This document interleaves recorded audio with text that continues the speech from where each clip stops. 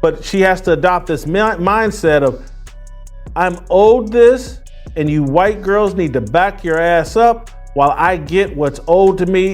It's all just it's endless reparations. Give me things I don't deserve, and white girl, you take a backseat to me. The sense of entitlement and the sour, bad, nasty attitudes that many of these players are exhibiting, I think exactly is one of the reasons why for the past 20-some-odd years, the debate surrounding A.J. Wilson and Caitlin Clark has exploded far beyond basketball. What started as a resurfaced conversation about privilege, recognition, and opportunity has suddenly become a symbol of a much larger battle inside the WNBA. At the center of that storm stands A.J. Wilson, arguably the most accomplished player in the league, and Caitlin Clark, the player who has become the biggest attraction women's basketball has ever seen. For years, A.J. Wilson represented everything the WNBA wanted: championships, MVP trophies, dominance, consistency. Respect from coaches and players across the league. Yet despite all of that success, A.J. Wilson never became the mainstream phenomenon that league executives hoped she would become. Then Caitlin Clark arrived. Almost overnight, television audiences surged, ticket demand exploded, road arenas sold out, media coverage multiplied. Corporate sponsors suddenly viewed the league differently.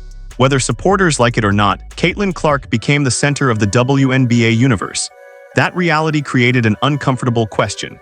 If A.J. Wilson is the league's best player, why is Caitlin Clark the player generating the overwhelming attention?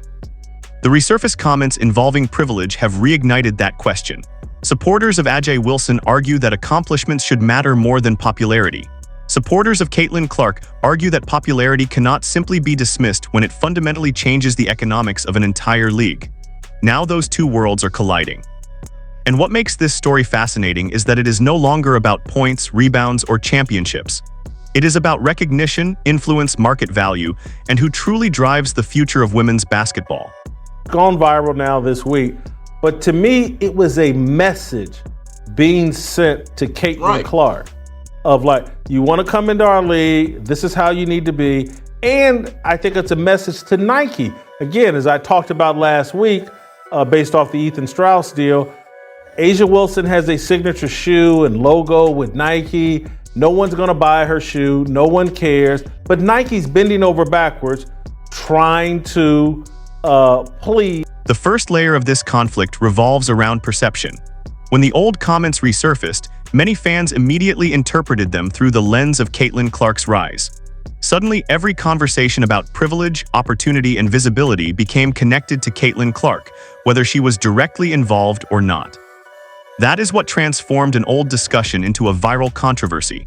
The reason is simple. Caitlin Clark is no longer viewed as merely a rookie or a star player.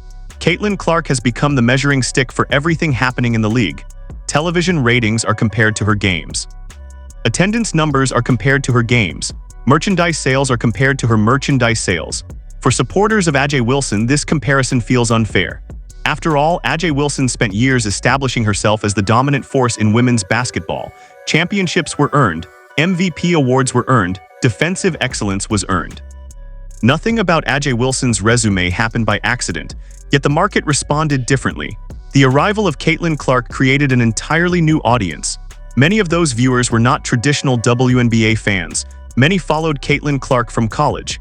Many had never watched a professional women's basketball game before. That creates tension because basketball value and business value are not always the same thing. A player can be the best player in the world and still not be the biggest attraction. A player can be the biggest attraction in the world and still be chasing veterans who possess more accomplishments. That contradiction sits at the heart of the A.J. Wilson-Caitlin Clark debate. Every time the conversation turns toward ratings, sponsorships, or media attention, supporters of A.J. Wilson see a player whose greatness is being overshadowed. Every time the conversation turns toward fan interest and growth, supporters of Caitlin Clark see proof that she has fundamentally changed the trajectory of the league. Neither side wants to surrender that argument, and that is why this story refuses to disappear. Understand their white privilege. Us as black women, Paige reminds me a lot of you. Like, it's not really about me. And she knows how her privilege has gotten her to that point. And also, like, she's good at basketball, obviously. Like, she understands her privilege. It's like when pushes her over the top, in a sense. It reminds me a lot of you. And I mean, that's a compliment. Is that a compliment? Let's start there. Is that a compliment? The psychological dimension may be even more important than the statistical one. For years, Ajay Wilson occupied the position every athlete dreams about. She was the face of excellence. She was the player younger athletes looked up to. She represented what success in the WNBA looked like. Then Caitlin Clark entered the picture and altered the conversation overnight. Historically, sports have seen similar moments before. Veteran stars establish a league. A new superstar arrives, the spotlight shifts, the transition is rarely smooth. The challenge for Ajay Wilson is that dominance on the court does not automatically translate into cultural dominance off the court. Meanwhile, the challenge for Caitlin Clark is completely different. Every move Caitlin Clark makes is analyzed through a political, cultural, and economic lens. Every endorsement deal becomes a debate. Every television rating becomes a debate. Every league marketing decision becomes a debate. That level of scrutiny is almost unprecedented. When fans discuss privilege, popularity, opportunity, or visibility, they are often discussing much more than basketball. They are discussing who gets attention, why they get attention, and whether attention should be distributed differently. That pressure affects everyone involved. It affects Ajay Wilson because her achievements are constantly being compared against a popularity phenomenon. It affects Caitlin Clark because she becomes the center of conversations she never initiated. It affects teammates, it affects coaches, it affects league executives. Most importantly, it affects how fans interpret every interaction. A simple comment becomes evidence. A marketing campaign becomes evidence. A television rating becomes evidence. The result is a league where almost everything eventually circles back to the same two names: Ajay Wilson and Caitlin Clark. Here's the issue. They don't want the ramifications of such actions. And Jason, when the Caitlin Clark shoe, whenever that is released, comes out, they ought to call it the air suppression. Because basically they are marketing Ajay Wilson by suppressing anything having to do with the most popular player in the league by far. It's the most fascinating and mind-boggling marketing campaign that I can recall. Since you brought it up, I'm going to... The biggest stakes are financial. Professional sports ultimately follow audience attention.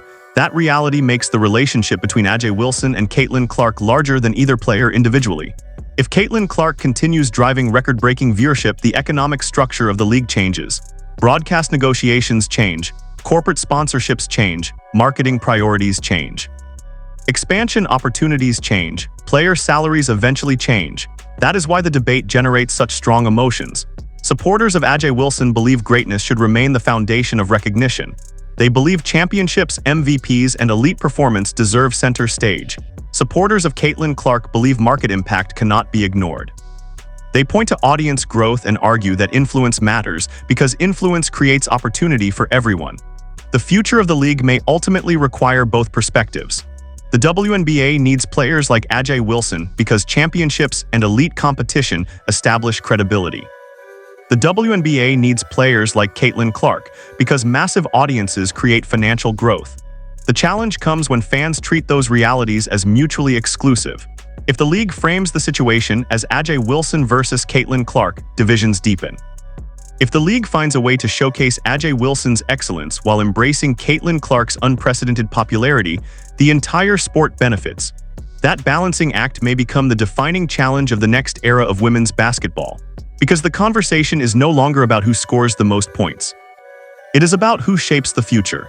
And right now, both Ajay Wilson and Caitlin Clark are shaping it in very different ways.